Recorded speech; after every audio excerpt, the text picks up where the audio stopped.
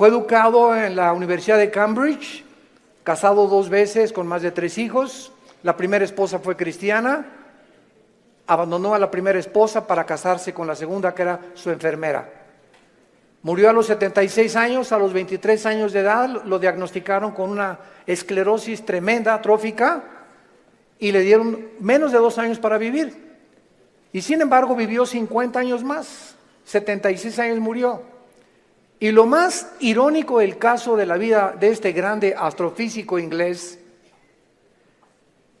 fue que su esposa, cuando lo metieron y lo entubaron 2 veces a los 20 y tantos años y después a los 40 y tantos, y le dijeron en el hospital que ya tenían que desconectarlo porque ya no podía vivir, ella se puso de rodillas e intervino ante el trono de la gracia, y llegaron los doctores y le dijeron: es que esto es un milagro. Y la segunda vez que otra vez lo vuelven a conectar porque ya estaba a punto de irse de este mundo, su esposa vuelve a arrodillarse en oración para salvarle la vida. Él supo que su esposa estaba de rodillas orando por él, y cuando él tuvo esta oportunidad de poder decirle a Dios: gracias porque me concedes la vida, se siguió burlando de ella. Y las palabras de él a su esposa fueron las siguientes: yo no hago caso a la religión porque es la ciencia la que nos da la verdad.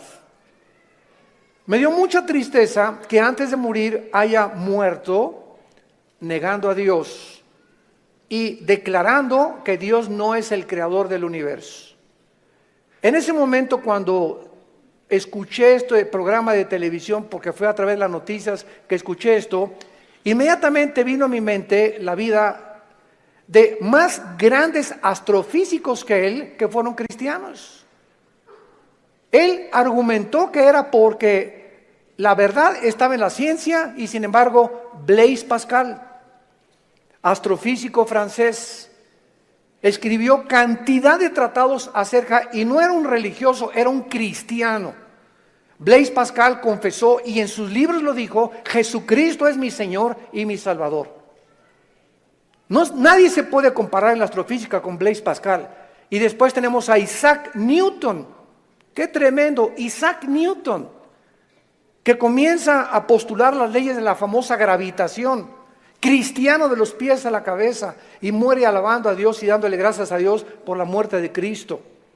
Louis Pasteur, siglo XX, un famoso doctor, experto en medicina, y el legado que él dejó a la ciencia fue impresionante, cristiano. Y finalmente Alberto Einstein, que fue famoso cuando dijo: Dios no juega con el universo como si jugara los dados. Todos estos hombres fueron cristianos y creían en Dios. Los filósofos de hace 2150 años aproximadamente, 150 años antes de Jesucristo, Aristóteles, que fue el maestro de Alejandro el Magno, Platón, Sócrates, Demóstenes, creían en un Dios. Por lo menos dijeron: pienso, luego existo, existo, luego vivo, esta causa no puede estar dentro de mí, esta causa tiene que estar fuera de mí, tiene que haber algo, llámale la fuerza, una entidad superior, pero tiene que haber algo que trascienda, que es Dios. Aunque no lo pudieron nunca ubicar, el apóstol Pablo en Hechos 17 se enfrenta con los atenienses filósofos, discípulos de un gran hombre que se llamaba Zenón, y los discípulos eran los epicúreos y los estoicos. Y Pablo en Hechos 17 les demuestra y les dice: ustedes adoran a un Dios porque tienen un monumento altísimo que decía: al Dios desconocido. O sea, ellos lo único que sabían es que tiene que haber una causa detrás de la existencia del mundo y del universo. Pero llegamos al siglo XX, donde se levantan Friedrich Nietzsche, Jean-Paul Sartre, Bertrand Russell, Richard Dawkins, y finalmente este astrofísico que muere diciendo que Dios no puede existir ni ser el creador del universo. ¿Saben ustedes por qué el astrofísico Stephen Hawking negó a Dios antes de morir? Simplemente porque no pudo explicar sus sufrimientos. Su esposa lo dijo, la primera esposa: Stephen está enojado con Dios, con un Dios que no existe. Se amargó contra alguien que no existe. Y siempre estuvo repelando, ¿verdad? ¿Por qué si Dios es Dios, no lo sanaba y no lo levantaba de esa silla de ruedas? Hace poco ustedes escucharon el testimonio de Nicky, un muchacho sin brazos y sin piernas. Nació con el puro tronco nada más. Y cuando oye su testimonio dice que a los 8 o 9 años de edad, como no podía suicidarse, se metió y con la boca abrió la llave del baño para ahogarse. Y en ese momento él reaccionó y dijo, ¿pero qué es esto? Y comenzó a gritarle, Dios, si existes, dime la razón por la cual me trajiste hacia el mundo, sin brazos y sin piernas. Y entonces él entrega a los 11, 12 años de edad su vida a Jesucristo. Y no se imaginan ustedes los millones de almas que este muchacho, Nicky se apellida, ¿verdad? Nicky ha ganado en el mundo. Aquí lo tuvimos en México y mi esposa y yo, su esposa es mexicana y se han discipulado con nosotros desde hace muchos años. La esposa de él y la familia de ella también. Ahora ya van a ser papás otra vez. Así como lo ven, pero juguetón. Gracias a Dios por su vida. Entonces, podríamos nosotros realmente, porque esta es la espada y este es lo que esgrimen los ateos, los escépticos, los agnósticos, es que ¿por qué si hay un Dios hay un sufrimiento? ¿Por qué es? Entonces, como no pueden entender y no tienen respuestas y no las van a tener fuera de la Biblia, se encierran en una cárcel. Y en lugar de que este hombre hubiera podido escuchar a su esposa, bueno, ok, tú me dices que es un Dios, dime por lo menos, o explícame por qué permite el sufrimiento, pero ni siquiera quiso hacer eso. Negó completamente todo contacto con la Biblia. Y esta es la razón de esta serie que me he propuesto comunicarles a todos ustedes y a todos los que nos escuchan a través de las redes sociales, porque es el tiempo que seamos luz. El mundo está pidiendo respuesta a los políticos, astrofísicos, ateos, agnósticos, escépticos, etcétera, etcétera. Las universidades en Latinoamérica están llenas de ateos, infectando las mentes de nuestros hijos, incitándolos a una revolución, incitándolos a la violencia, porque ellos creen que a través de esta violencia y de este idealismo pueden ellos hacer un cambio en México social, o en Veracruz, o en cualquier otra nación. ¿Por qué? Porque hay un idealismo en la juventud que no tiene respuestas y nosotros somos la luz del mundo. Ya es hora que brillemos, ya es hora que levantemos la lámpara. Todos los 70s, 80s y 90s del siglo XX persiguieron a la Biblia, persiguieron al cristianismo, persiguieron a los pastores en Latinoamérica. Yo recuerdo cuando fui a la universidad a la conferencia en la Facultad de Filosofía y Letras, cómo querían burlarse todos. Ay, ya llegó el padrecito, así me decían, ya llegó el padrecito. A ver de qué nos va a hablar el padrecito, porque como ellos no tienen respuestas, creen que nosotros tampoco las tenemos. Y cuando nos enfrentamos a auditorios y les demostramos que hay más evidencias científicas en la creación bíblica que en la famosa teoría de la evolución. Cuando alguien te diga y tú le preguntes, bueno, ¿cuál es tu punto de vista o tu perspectiva de cómo te imaginas que creó el universo? ¿Qué te van a contestar? Pues por ahí anda una enseñanza, una ideología que se llama el Big Bang o la grande explosión traducida. ¿Y qué significa esto? Que pues los físicos y se imaginan, porque no se puede probar científicamente, que pues comenzó con una explosión en el universo. Y entonces de esa explosión se formó todo lo que nosotros vemos. Cuando las propias leyes de la física, la primera y la segunda ley de la termodinámica, contradicen el Big Bang. Virgen del Socorro. Me atrevo a decir esto. La misma física que dice la primera ley de la termodinámica, nada se crea ni se destruye, la segunda ley, todo tiende al desorden, a la oxidación, a la destrucción, a la corrupción. Nunca del desorden se ha formado el orden por el amor de Dios. Entonces, ¿cómo podemos estar defendiendo una teoría que la aceptamos ciegamente, porque mi maestro me la enseñó, porque tu maestro no tiene ninguna otra explicación.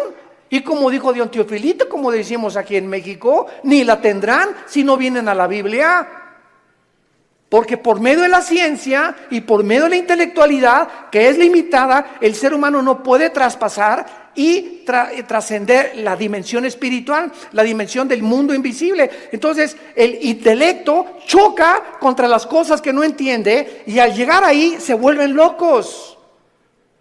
Entonces no puede el ser humano comprender la inmensidad del universo que nos rodea, ni los caminos ni los pensamientos de Dios, porque son más altos que los nuestros. Dios tuvo que bajar hace 2000 años en la persona de Jesús para Él comunicarnos y revelarnos los secretos que se encuentran detrás de su universo, de su soberanía, de la tierra, de dónde venimos, los animales, la genética y la ciencia que continúan como demostrando y comprobando simplemente que la Biblia tenía la razón. Y es hora de hablar, y es hora de tener una confrontación directa. Porque el mundo se está hundiendo en la confusión teológica, en la confusión ideológica. Los gobiernos los invitamos al próximo desayuno en junio, ya les dieron su volante titulado El fracaso de los gobiernos humanos. Otra vez, ¿verdad? Vamos a examinar todos los gobiernos, nazismo, fascismo, monarquías, democracias, etcétera, etcétera. ¿Por qué ninguno ha funcionado? ¿Por qué siguen peleándose? ¿Por qué ahorita ya los partidos políticos en todas partes del mundo, ya sus convicciones, los estatutos en los que formaron sus partidos están deshaciéndose y contagiándose con el otro? Es como si nosotros dijéramos, soy cristiano, pero me voy a juntar con los mormones y con los musulmanes.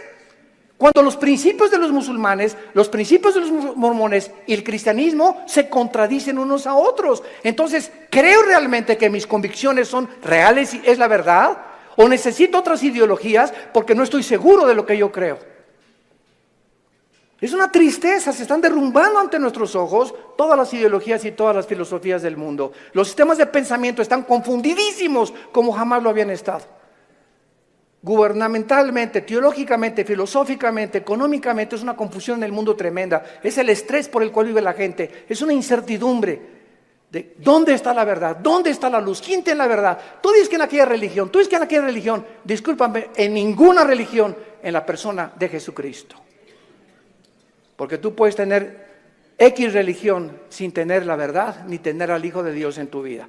Él fue el que vino y nos dijo: no los católicos, no los evangélicos, no los nazarenos, no los mormones. Jesús dijo, yo soy la verdad.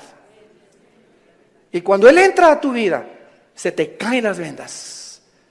Y de alguna forma el entendimiento se nos comienza a expandir. Y solo Dios, el Espíritu Santo, puede hacer que nuestra mente se abra para que cuando vengamos a la Biblia podamos entender, porque la Biblia, el autor es el Espíritu Santo, necesito al Espíritu Santo morando en mí para comprender los pensamientos de Dios. Ven a la Biblia sin el Espíritu Santo y vas a chocar contra los pensamientos de Dios. Porque el hombre natural no entiende las cosas del Espíritu, porque para él son locura. Porque estas cosas no se intelectualizan, estas cosas se disciernen espiritualmente.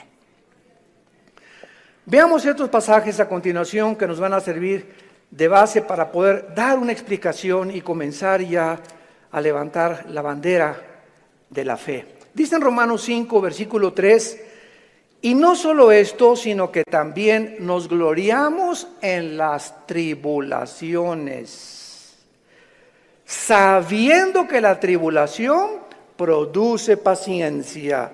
Alguien viene sin el Espíritu Santo y lee este versículo. La conclusión a la que llega dice, esto lo escribió un loco. ¿Cómo puede alguien que está atravesando tribulaciones o problemas gloriarse? Inmediatamente se enfrenta esta persona con una pared. Pero es que esta persona no entiende que las próximas palabras es que estas tribulaciones y estos sufrimientos, Dios los está usando para formar nuestro carácter, que si no sufrieras de otra manera no podrías aprender muchas cosas en la vida que solamente a través del sufrimiento se aprenden. Dice Salomón en Proverbios, el sufrimiento purifica el corazón. Esta es la razón por la cual comenzamos ya a entender, y cuando comenzamos a entender los pensamientos de Dios, y aunque no vamos a ser libres del sufrimiento, por lo menos Dios va a entrar a nuestra vida y nos va a dar una esperanza para que en ese valle de sombra y de muerte tengamos paz. Para que en medio de las tribulaciones que tú estás atravesando, y en medio del divorcio que estás ahorita enfrentando, y el abandono de tu esposo, y el abandono de tu esposa, y el abandono de tus padres, por lo menos en medio de ese horno de fuego donde que tú estás atravesando, Jesús está contigo. Y aunque no se va a acabar hasta que Él venga a todas estas cosas, Él nos da la fuerza para resistir hasta el final con gozo. Y la paciencia solamente es el fruto de las pruebas y las tribulaciones. ¿Se imagina lo que la Biblia dice? ¿Y para qué quiere la paciencia, Señor? Si no tienes paciencia, te vas a casar con el chavo equivocado. Si no tienes paciencia, te vas a casar con la muchacha equivocada. Si no tienes paciencia y eres una persona impulsiva que compras y vendes, etcétera, etcétera, sin meditar ni reflexionar nada, vas a comprar la casa equivocada, el carro equivocado, el viaje que Dios no quería que hicieras lo vas a hacer por tu impaciencia, porque por naturaleza somos impacientes. Entonces la Biblia nos comienza a abrir los ojos y nos dice, espérame tantito, la paciencia es una virtud elemental para que puedas tomar decisiones y no te arrepientas el día de mañana. Pues yo quiero la paciencia, Señor. Viene entonces el fuego de la prueba. No tengas miedo de las tribulaciones. Mi esposo, hermano, parece un martillo conmigo y duro y duro y duro y duro. Hermana, pues mientras más, te está haciendo tu esposito, sin que te des cuenta, estás desarrollando una capacidad para aguantar. Que si no quieres hacer eso, pues sácate un cuchillo y vete sobre él entonces. Y acaba con tus problemas.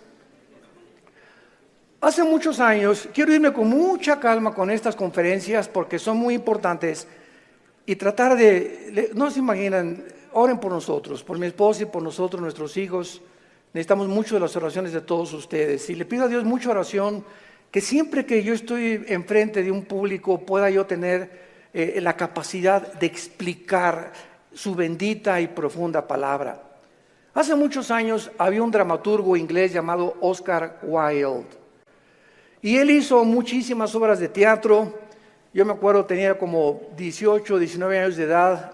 Formé parte de un elenco teatral llamado Hamlet. Y en una de las cosas que yo tenía que declarar durante el escenario, en el teatro, representando a Hamlet, ¿verdad? Dice así la obra de William Shakespeare: morir, dormir, no más.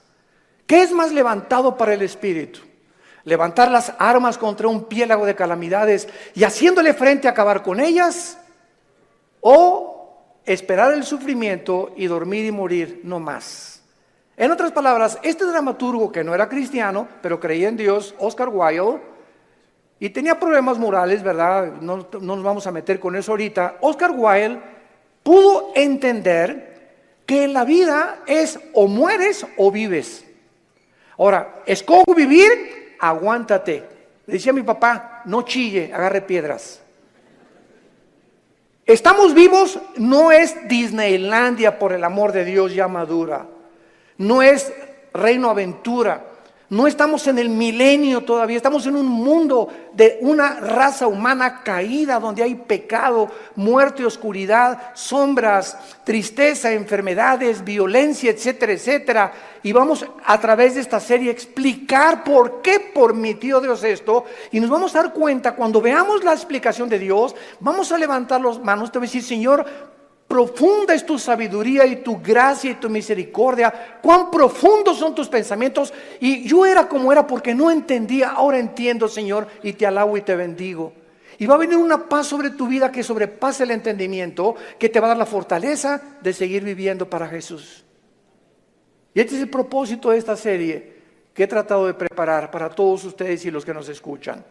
Las tribulaciones nos producen paciencia. Necesitamos la paciencia. La segunda es Santiago capítulo 1, versículos 2 y 3. Santiago capítulo 1, 2 y 3. Hermanos míos, otra vez, parecía que estuviera loco Santiago, de cuál fumó. Tengan por sumo gozo cuando se hallen en diversas pruebas. ¿Quién puede llegar a esa conclusión, verdad? Gózate cuando te corran de tu trabajo. Gózate cuando pierdas tu casa. Gózate cuando tienes algún problema, ¿verdad? ¿Por qué me voy a gozar? Porque esa prueba que estás atravesando está produciendo paciencia. Otra vez, Santiago está de acuerdo con Pablo para poder, con diferentes palabras, decirnos que las pruebas producen paciencia. Entonces tú llegas a tu casa con tu esposa. ¿Qué crees, mi chenchita? ¿Qué, mi amor? Estás tan contento, te veo, te ascendieron de puesto. No, mi amor, al contrario, me corrieron. ¿Quién podría reaccionar así? Nadie, ¿verdad? Ni marihuano. Nadie podría reaccionar de esa manera, más que un cristiano que vive en el Espíritu. Y la esposa, oye, pero ¿sabes una cosa? Esto no es para que te pongas contento. Sí, mi amor, ¿sabes una cosa? Porque acuérdate de Romanos 8:28. Todas las cosas contribuyen para nuestro bien.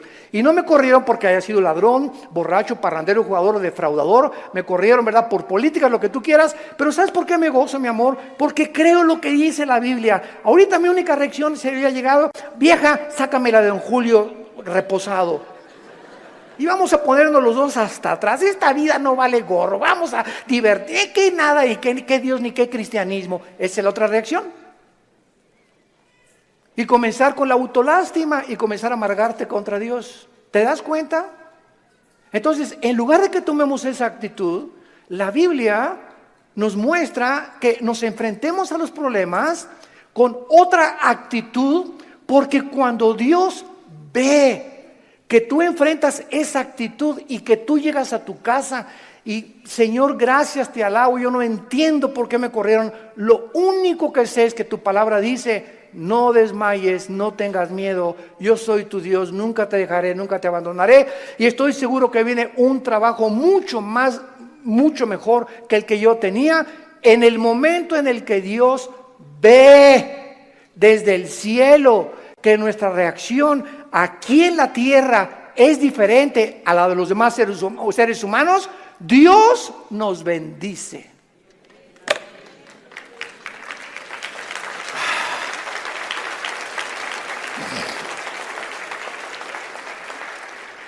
Porque sin fe, ¿y cómo se demuestra la fe? Actuando al contrario de nuestros sentimientos y emociones. Hebreos 11:6. Y el versículo 1 de Hebreos 11 dice, y la fe es la certeza de lo que se espera, la convicción de lo que no se ve. Veamos y metamos aquí un microscopio. La fe está relacionada con el futuro y con lo invisible. Es una certeza, es una seguridad de algo que está adelante de mí, que estoy esperando. Y aunque yo no lo vea, estoy seguro que viene a mi vida. Y además estoy tan convencido, aunque no lo vea. La fe, si no es algo que tú estás esperando y no estás convencido, tu fe es la fe de los demonios. Dice Santiago capítulo 2 que los demonios también creen. No, yo creo en Dios. Pero ¿sabes una cosa? Tú dices que crees en Dios intelectualmente, pero no demuestras que tú crees en Dios por la forma como tratas a tu esposa, por la forma como tratas a tus padres, por la forma como ves a las mujeres. Este pueblo, Marcos 7, dijo Jesús, de labios me honra. ¿Cuánta gente hay por todos lados? Y van a desayunos, y yo creo en Dios, pero sus acciones Su conducta contradice la piedad que ellos expresan o que creen tener en su corazón. Entonces te vuelves un hipócrita. Te vuelves un falso cristiano. Porque la fe tiene que, dice Santiago, sin obras no es fe. La salvación es por la fe, pero la forma de demostrar que esa fe es salvífica, que realmente nos ha transformado, es cuando vemos que ha transformado mi vida. Ya no soy el que yo era antes, antier, o hace un mes o hace 6 meses. Ahora cambió mi vida con mi esposa, la forma como veo a mis hijos, la forma como manejo mi negocio, la forma como me relaciono con la gente, la forma como veo a los gobiernos. Cambia completamente mi vida. Y si yo no manifiesto esta actitud o esta nueva conducta, no es cierto que soy cristiano. Y lo vamos a ver en el tercer pasaje, 1 de Pedro capítulo 1. Y ahí vamos a comenzar nuestra serie. Esta es la introducción. En 1 de Pedro capítulo 1, versículo del 6 al 9, escribe el apóstol Pedro, y los recipientes de esta carta eran judíos perseguidos por Roma. Esta carta fue dirigida a cristianos que están siendo perseguidos o sufriendo por su fe, en lo cual vosotros os alegráis, aunque ahora por un poco de tiempo, si es necesario, tengáis que ser afligidos en diversas pruebas, para que sometida a prueba vuestra fe, mucho más preciosa que el oro, el cual, aunque perecedero, se prueba, con fuego se añade en alabanza, gloria y honra, cuando sea manifestado Jesucristo, a quien amáis sin haberle visto, en quien creyendo, aunque ahora no lo veáis, os alegráis con gozo inefable y glorioso, obteniendo el fin de vuestra fe, que es la salvación de vuestras almas. En otras palabras, y este es el tercer principio espiritual de nuestra serie, la fe de todos aquellos que han dicho: Jesús, entra a mi vida. Ayer en el desayuno tuvimos más de 35 decisiones, gracias a Dios, y la gente que hace una decisión por Jesucristo, quiero que lo sepas, tu fe va a ser probada. Tu fe va a ser probada. ¿Y saben ustedes dónde comienza a ser probada?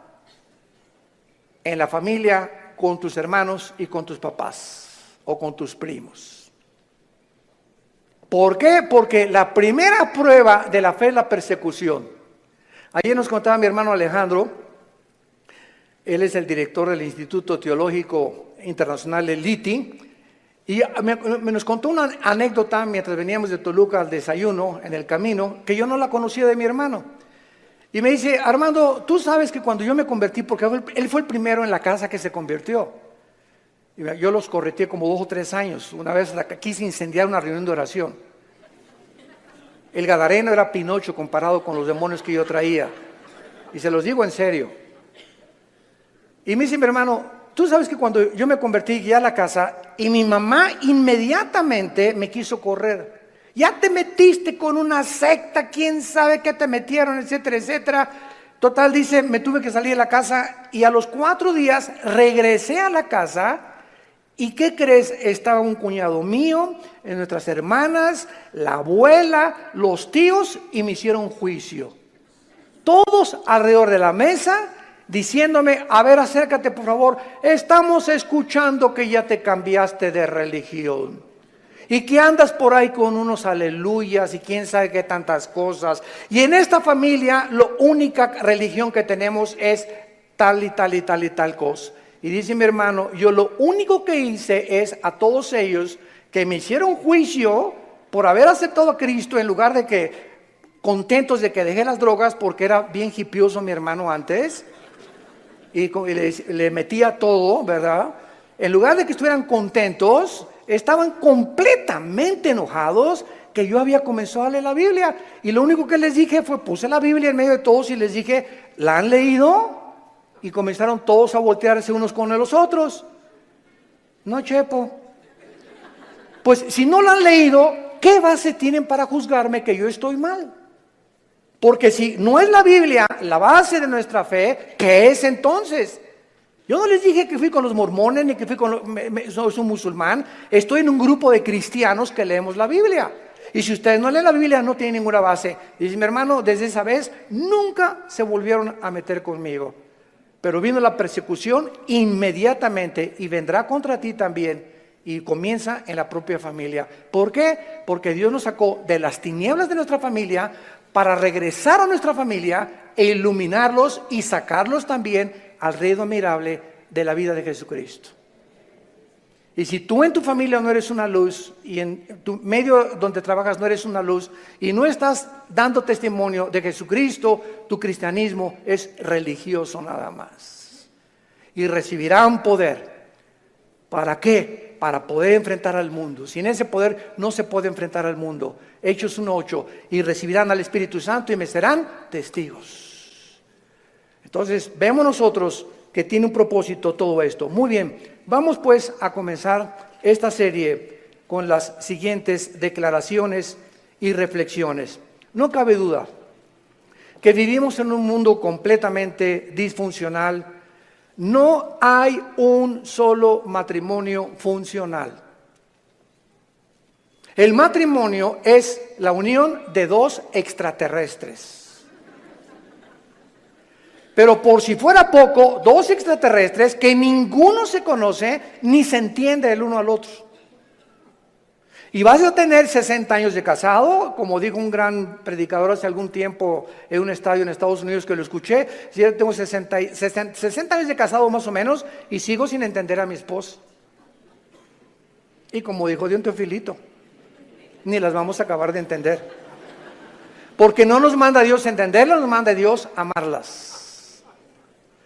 Entonces, cuando nosotros comprendemos esto, que no hay un matrimonio, o sea, no hay un matrimonio perfecto, es lo que quiero decir. No hay un matrimonio donde todo, en la luna de miel, John Travolta y se casó con esa muchacha que se parece a la Madonna y vamos a ser felices y qué guapo, ¿verdad? Y tiene coche. Todo eso desaparece después de la luna de miel.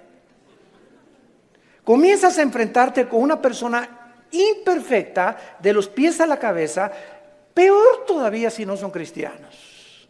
Si con cristianos se lucha y se sufre, imagínate no siendo cristianos, ¿no? Por eso hay tantos divorcios. Entonces te enfrentas con una persona, con una mujer, que no sabes cómo tratarla, no sabes, de todo chilla, no sabes por qué chillan las mujeres de todo. Habla, parece perico de África como habla mi esposa. Es que a las mujeres Dios les dio esa capacidad de hablar hasta por los, quién sabe por dónde más. Hasta por los pies hablan las mujeres. Y nosotros, ¿verdad? O sea, tú sabes una cosa, cuando tú hablas con una persona, en el momento en que te paras a escuchar a una persona, no sé si ustedes lo sepan, la Biblia nos los muestra, el hecho que te estés concentrando en escuchar lo que está diciendo, estás emanando energía, te estás desgastando. Cuando Jesús lo tocó a la mujer, ¿se acuerdan ustedes la mujer con el flujo? Alguien me tocó. ¿Por qué? Porque dice, energía salió de mí. Todo el sufrimiento que ella tenía se lo transmitió y Jesús en su hipersensibilidad sintió inmediatamente. Hoy eligieron los apóstoles, pero todo el mundo te toca. No, hay alguien que me tocó con el propósito de recibir algo de mí y lo sentí en mi espíritu. Es una hipersensibilidad espiritual tremenda. Pero cuando tú te sientas con alguien, entonces esta es la razón por la cual mujeres, los hombres nos sentamos y viene tu esposa y 15, 20 minutos y a los 10 minutos no tenemos la capacidad, yo no sé cuántos de ustedes sean superhéroes, ¿no? Pero la mayor parte de los hombres no tenemos la capacidad de oír más de 10, 15 minutos. Comenzamos, sí, amén, gloria a Dios, mi amor. Sí, es cierto, sí, te amo, tienes toda la razón, ¿no? Comenzamos ya con el avión, etcétera, etcétera. Pero ustedes las mujeres, mi esposa se junta con otra mujer, o cuando se juntan las pastoras, y 6 horas sin parar. Yo llego a los restaurantes, me recoges a las 7, sí voy a las 7, y ahí está, digo, oye, mi amor, te dejé a las 2 de la tarde y sigues en la mesa platicando con ellas, y se despiden, y están en la puerta del restaurante, bye, y en la noche llega y le siguen hablando por teléfono. Señor mío y Dios mío, Jesús, María y José y el burrito que los acompaña. Así son. Dejémoslas, felicitémoslas, pero no las contradigamos, mucho menos, porque así las hizo Dios. Las mujeres tienen 7 días al mes que sus hormonas cambian drásticamente en la famosa menstruación. Y durante esos 7 días no te atrevas a decirle nada. No te atrevas a tocarla tampoco, ni sexualmente tampoco, porque está prohibido en la Biblia. Son tiempos en el que vuela la mosca y se ponen a llorar, hipersensibles. Es una semana en la que hay que yo te llevo el desayuno a tu cama, mi amor, yo le voy a lavar los trastes, yo te lavo la ropa del bebé o lo que sea, ¿verdad? Y comienza el hombre a entender la naturaleza femenina, que no estamos para que ellas nos sirvan, no son nuestras esclavas ni nuestras sirvientas, y cuando comenzamos a darles lo que ellas necesitan, porque las comenzamos a comprender, es cuando vienen las bendiciones de Dios. Es cuando vienen las bendiciones de Dios. ¿Por qué estamos haciendo así? Y no somos mandilones, eso no es ser mandilón, lo hacemos porque Dios nos dice, ama a tu mujer como yo te amé desde la cruz. Con un amor sacrificial. Y cuando yo veo sacrificarte por tu esposa, te voy a bendecir como no te imaginas. Porque el mal que le hagas a tu esposa se te regresa. Es como un boomerang. Se te regresa, dice en Efesios capítulo 5. Nadie aborreció su propia carne, sino que la cuida y la sustenta como Cristo a la iglesia. El daño, las groserías, los gritos, el adulterio mental que traes contra tu mujer, se te regresa y detiene las bendiciones de Dios. Y vas a comenzarte a encontrar desesperado, ya no te puedes gozar en las pruebas, en las tribulaciones, ya no tienes paz, ¿verdad? ¿Por qué? Porque necesitas otra vez venir a la cruz y pedirle perdón a Dios por la forma como has tratado a tu compañera, a tu amante, a tu esposa, a la madre de nuestros hijos. Ahí viene. ¿Por qué lo hacemos? Por la fe. Y sin esta fe es imposible que yo agrade a Dios. Vivimos un mundo disfuncional, tenemos que entender esto. Y todas estas circunstancias nos hacen volvernos a la pregunta, que es la que vamos a desarrollar en esta serie: ¿por qué Dios no detiene la maldad?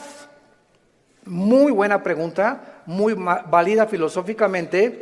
¿Por qué Dios no detiene tanta destrucción y tantos sufrimientos? Es la pregunta que permanece en las mentes de la mayor parte del ateísmo, y muchas veces no solamente los ateos, sino también de los mismos cristianos. La única diferencia, escuchen esto, señores ateos que nos escuchan, en cualquier programa que haya en el mundo de televisión o de radio o en cualquier foro, nunca a un ateo ni a un agnóstico le van a hacer estas preguntas, nos las van a hacer a nosotros. Porque los ateos no tienen respuestas. Y como no tienen respuestas, por eso se enojan contra Dios, y por eso se amargan, y por eso dicen que son ateos. Entonces, si el mundo va a cuestionar a algún ser humano para que le responda, no va a ir con los ateos, van a ir con nosotros. A ver, ¿tú qué te dices, cristianito?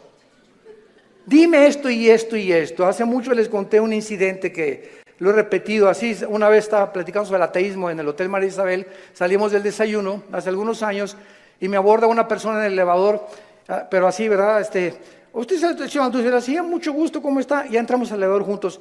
Usted dice que Dios es todopoderoso, ¿verdad? Pero con esa actitud, ¿verdad? Usted dice que es todopoderoso, ¿verdad? Sí, efectivamente, Dios es todopoderoso. Y si es todopoderoso, ¿por qué no acaba con el diablo si él tiene poder? Y le contesté: porque comenzaría con usted.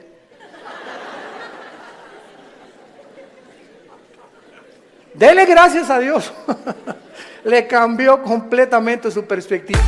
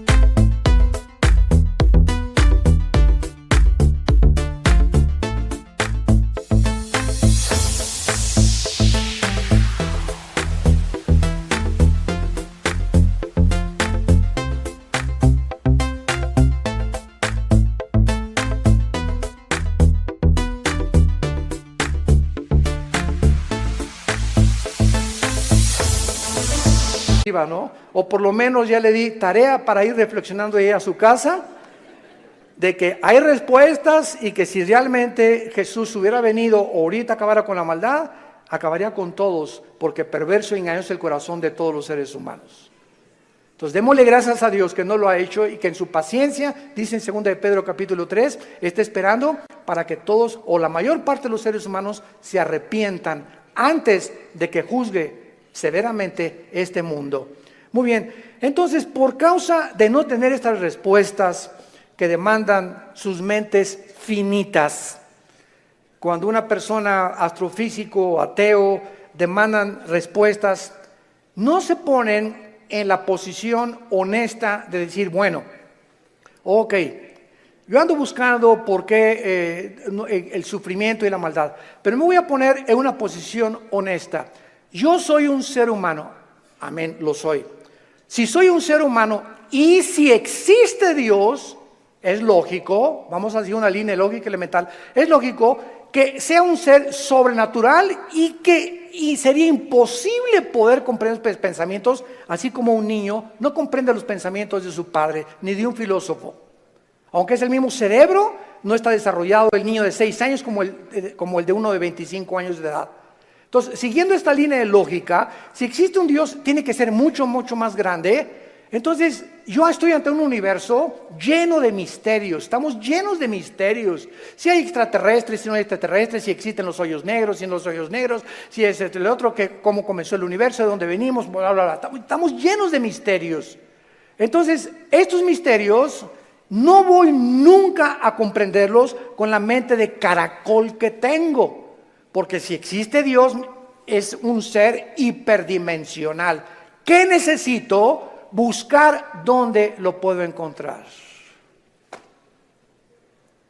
Si existe un Dios, ¿dónde lo puedo encontrar? Entonces hay mucha gente honesta intelectualmente que se envuelve en religiones. Entonces, por eso Sigmund Freud, el padre del psicoanálisis freudiano, dijo es que el ser humano busca a Dios porque tiene miedo a la oscuridad y a lo desconocido. Y entonces este temor inconsciente, escribió Freud, es lo que impulsa a muchos seres humanos a buscar a un Dios. Se equivocó completamente, porque aun cuando fuera así y me está guiando el temor a lo desconocido, dice la Biblia, me encontrarás porque me buscarás con todo tu corazón.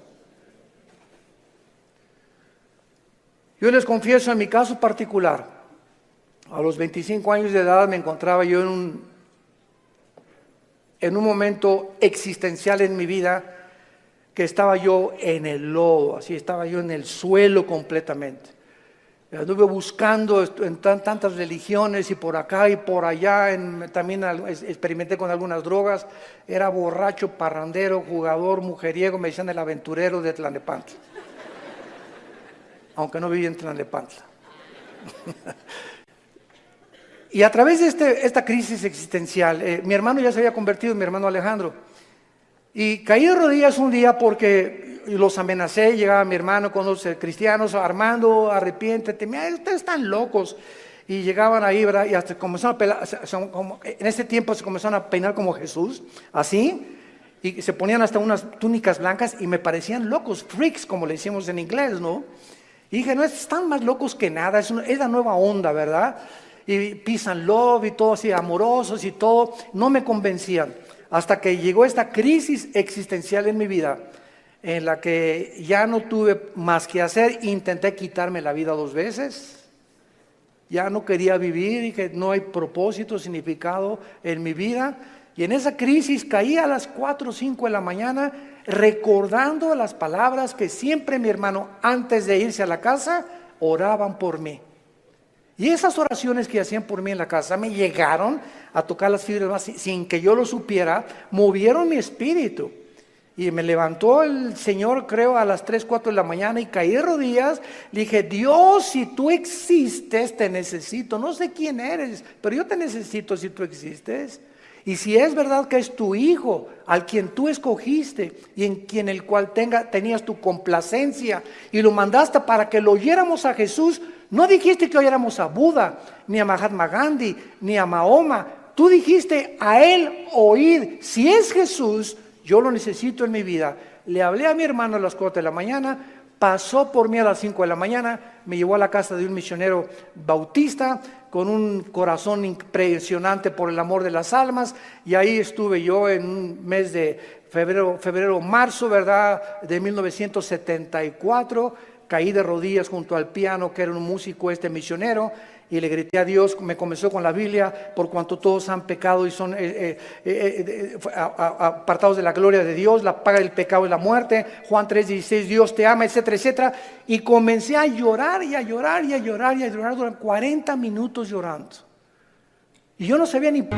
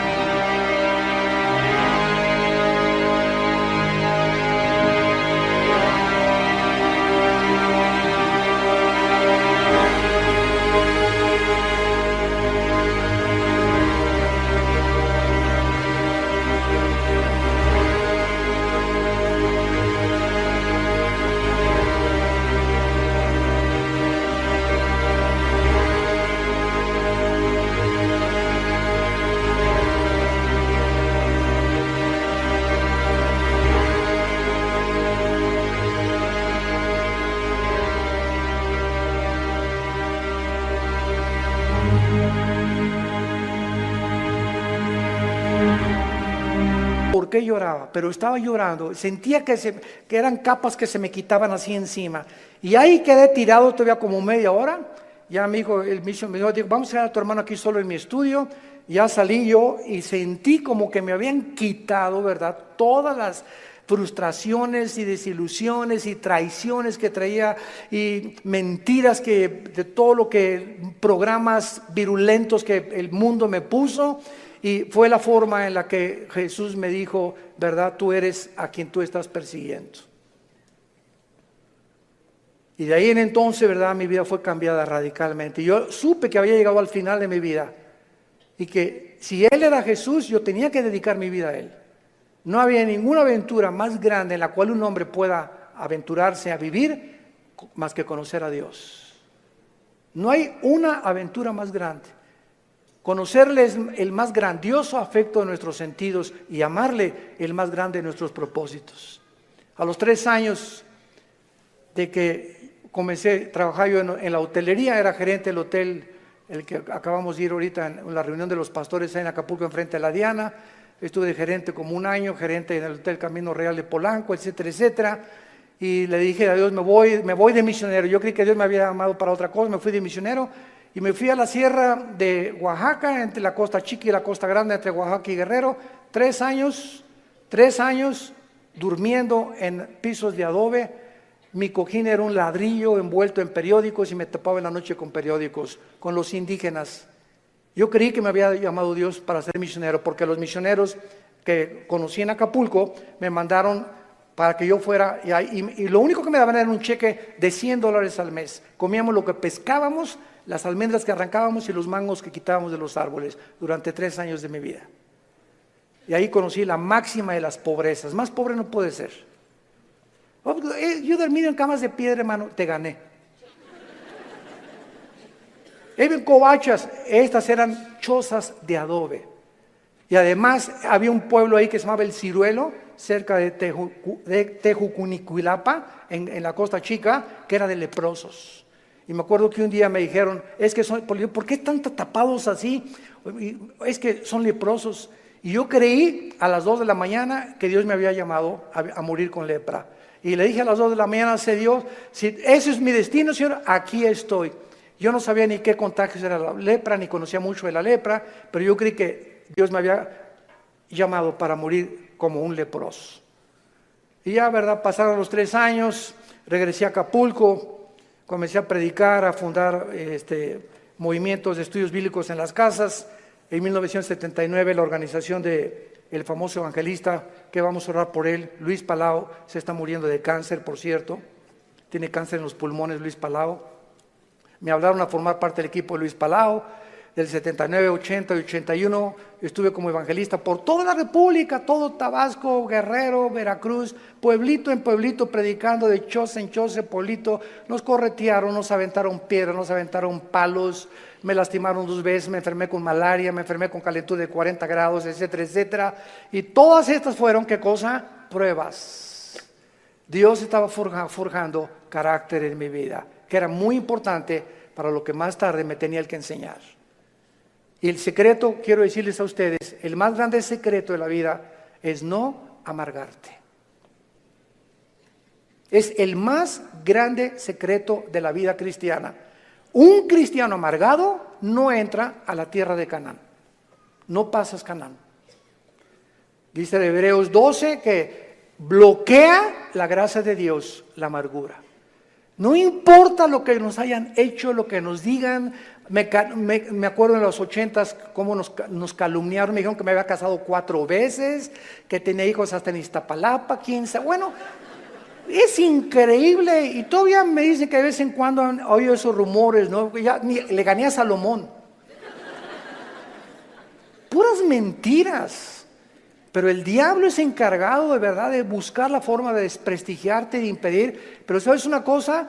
Que nuestro destino no depende de lo que la gente piensa, nuestro destino depende de Dios.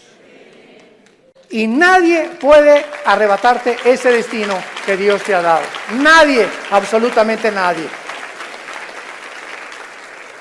Y para terminar, sí existen respuestas, y mientras todo se aclara, y mientras nuestra poca y chica y limitadamente intelectual comprende, y ahorita comenzamos ya con el Espíritu Santo a entender muchas cosas más que sin el Espíritu Santo imposible poder comprenderlas, Dios nos deja 2 consuelos. El primero, la resurrección de nuestra vida. Vamos a volver a vivir. Hijo, ten calma. No importa lo que estás pasando, cuando tú mueras y resucites, vas a tener el cuerpo que anhelabas tener. Si eras chaparrito y pelón, vas a ver el cuerpo que te voy a dar. Si te decían la tintorera de Tlanepantla, vas a ver la belleza que te voy a dar. Y lo que hemos sufrido, y las enfermedades, todo lo que pasemos aquí, no nos imaginamos. Y la esperanza de que vamos a tener un cuerpo fue que Jesús se levantó de los muertos. Él es la esperanza y la gloria de nosotros. Vamos a volver a vivir. Y todo lo que hayamos sufrido y lo que hayamos afligido, y si acabaste en silla de ruedas o no silla de ruedas, o con cáncer o no cáncer, o lo que hayas pasado, no va a ser comparable con las glorias que en nosotros se van a manifestar. Y la segunda consuelo es que vamos nosotros realmente a tener un mundo nuevo, donde reine la justicia y la paz y la equidad. Viene ese mundo que anhelamos y que queremos cambiar por las revoluciones armadas, por la guerra, por la política, por la educación. De ningún esfuerzo humano el mundo va a cambiar hasta que Jesucristo regrese con todos nosotros a establecer su reino milenial. La pregunta en esta mañana es la siguiente: ¿estás tú preparado si tú murieras esta noche para encontrarte con tu Dios? ¿Estás preparado? ¿Estás seguro que tienes a Jesucristo? Asegúrate en este momento recibiéndole como tu Señor y Salvador. Inclina tu cabeza y dile estas palabras. Señor mío y Dios mío, aún no te entiendo, pero he comprendido que no necesito entender todas las cosas, más que una sola: te necesito. Sé que tú en la cruz enviaste a tu Hijo a pagar con su sangre por mis pecados, y que la resurrección de Jesucristo transformó el imperio romano, transformó la historia humana. al grado que la historia se cuenta antes y después de la vida de Jesús. Señor Jesús, gracias por esta muerte en mi lugar. Creo que con tu sangre pagaste lo que yo no podía pagar jamás. Y creo, como resucitaste de los muertos, que estás vivo. Y en este instante te pido, porque creo que vives, que entres a mi corazón. Señor, te necesito. Yo sé que con el tiempo comenzarán a caerse las cortinas de mi mente y comenzaré a comprender más y más cosas que ahora no entiendo, pero lo único que sé es que te necesito, que moriste en mi lugar y que nunca me dejarás ni me desampararás. Te recibo como mi Señor y mi Salvador. Amén. ¿Qué haríamos sin la Biblia? ¿Qué haríamos sin este maravilloso libro? El libro de los libros. Todos ustedes en esta mañana que por primera vez han hecho esta oración, nos gustaría bendecirles y saludarles. Y si tú en esta mañana hiciste esta oración por primera vez, ahí desde tu lugar te pido que te pongas de pie. Párense los que hicieron esta oración invitando a Cristo a sus vidas. Gracias a Dios. ¿Cuánta gente? Que Dios los bendiga. Gracias. Muchas gracias. Gracias, joven. Que Dios te bendiga. Alguien más. Que Dios la bendiga. Gracias a Dios. Allá atrás también. Muchas gracias. Gracias, Señor. Gracias, señorita. Gracias, joven. Que Dios te bendiga. Gracias, Padre, por todas estas personas, estas nuevas almas que vienen a la cruz. Nos ponemos de pie para recibir la bendición pastoral.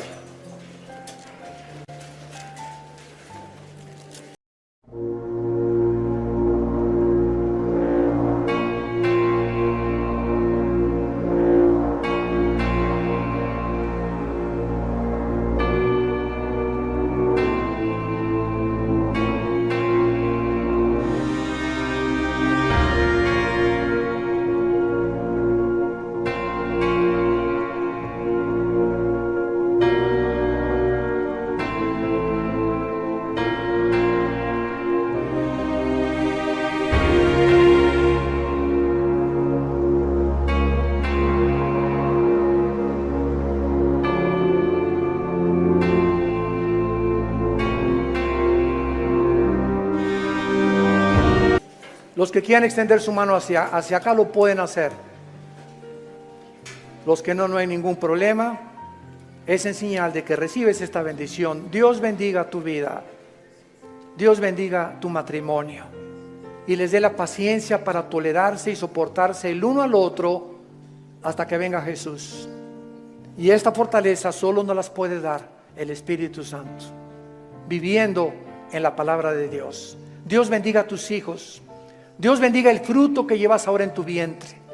Que esta criatura crezca y nazca en un hogar cristiano, con principios de ética y de conducta moral. Que pueda el muchacho crecer con la seguridad y decir siempre: mis padres se amaban, mis padres se respetaban. Dios bendiga a tus padres, Dios bendiga tu trabajo, tu entrada y tu salida. A sus ángeles mandará para que tu pie no tropiece en piedra. Él te llenará el conocimiento de su voluntad con toda inteligencia y sabiduría espiritual, para que andes como es digno de Él, llevando fruto en toda buena obra y creciendo en el conocimiento y la gracia de Dios. Nosotros ya no estamos en tinieblas, estamos bajo la luz, para que seamos luz en medio de una generación que se está degradando y perdiendo rápidamente por la corrupción que hay en el mundo. Que esa paz que sobrepasa el entendimiento, guarden ahora tus pensamientos y tu corazón